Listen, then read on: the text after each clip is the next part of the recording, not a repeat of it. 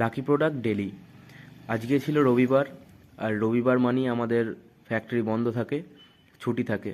তাই চলে গেলাম সকালে একটু দেখতে যে সব কিছু ঠিকঠাক আছে কিনা, কারণ দেখতে তো হবেই, না দেখলে কি হবে। তারপর চলে গেলাম দাদার সাথে টিউশনে। আজকে আমার থাকে টিউশন, ছিল অ্যাকাউন্টেন্সির ক্লাস। আগামীকাল আর কি সোমবার আমার আছে বিজনেস স্টাডি ক্লাস। আর আজকে লাকি প্রোডাক্টে ঢুকে গেল কিছু নতুন স্টক, তারই মধ্যে একটি আমার পছন্দের স্টক, সেইটাকে আপনাদের সামনে তুলে ধরলাম, দেখুন।